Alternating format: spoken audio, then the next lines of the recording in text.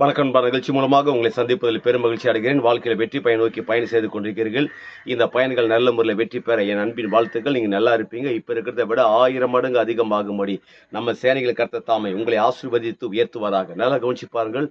எல்லாருமே இந்த உலகத்தில் ஒரு பெரிய வெற்றிக்காக நம்ம பிரயாசப்பட்டு செயல்பட்டு கொண்டிருக்கிறோம்.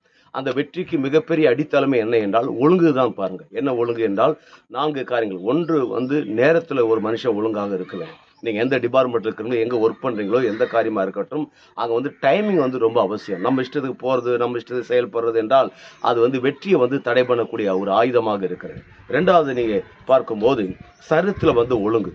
சரீரத்தில் என்ன ஒழுங்கு என்றால் சரீரத்தை கம்ஃபர்டபுளாக வச்சுருக்கணும். உங்களுக்கு நீங்கள் நினைக்கிற மாதிரி சரீரங்களை இயங்க வேண்டும். அதுக்கு தேவையில்லாத உணவுகளை கொடுத்து தேவையில்லாத காரியங்களை ஏற்படுத்திட்டு அதன் பிறகு அந்த சரீரத்தில் பாடி டெவலப்மெண்ட் ஆகிடுச்சு, அப்படி ஆகிடுச்சுன்னு சொல்லிட்டு ஏகப்பட்ட வியாதிகள், பிராபலங்கள், பிரச்சனைகள், தொப்பைகள் இதெல்லாம் சரீரத்தில் இருக்கிற வெற்றியை பாதிக்கப்படும். அப்போ சரீரத்தை நல்லா ஒழுங்காக வச்சிருக்கணும், எந்த வியாதியும் உள்ள அனுமதிக்காதபடிக்கு.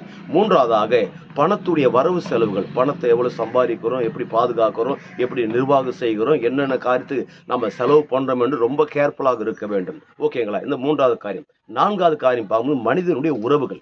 மனிதனில் இருக்கிற அன்பு, பாசங்கள், அரவணைப்புகள். இதில் இதை விட்டுட்டு கசப்புகள், வைராக்கியங்கள், பொறாமைகள் அப்படி இருக்கும்போது பார்த்தோம்னா மிகப்பெரிய வெற்றியை அதை நாசப்படுத்தி விடும். ஆக மொத்தத்தில் ஒரு மனிதன் ஒரு மிக சிறந்த வெற்றி அடைவதற்கு இந்த 4 ஒழுங்குகள் ரொம்ப அவசியமாக இருக்கிறது. அதை நாம் செய்யும் போது என்ன நடக்குது என்றால் வாழ்க்கையே பிரமாதமாக இருக்குது. பாருங்க, எளிய முறையில் நீங்கள் வெற்றி அடைய முடியும். உங்கள் மனது எல்லாத்துக்கும் ஒத்து வரும், உங்கள் சரீரமும் ஒத்து வரும். அதன் பிறகு என்னங்க, இந்த பூமியில் நீங்கள் பிரமாதமாக வாழ முடியும். அப்படி பிரமாதமாக வெற்றி அடைந்து வாழும்போது என்ன நடக்குது என்றால் ஒட்டுமொத்த உலக நாடுகளுக்கு நாம் ஆண்ட இயேசு கிறிஸ்து உங்களை கடன் கொடுக்கும்படியாக வைக்கிறார். நீங்கள் வற்றாத நீரூற்றை போல இருப்பாய் என்று சொல்லி உங்களிருந்து விடைபெறுகிறேன். உங்க நண்பன் ரவி, பெரியபாளையம்.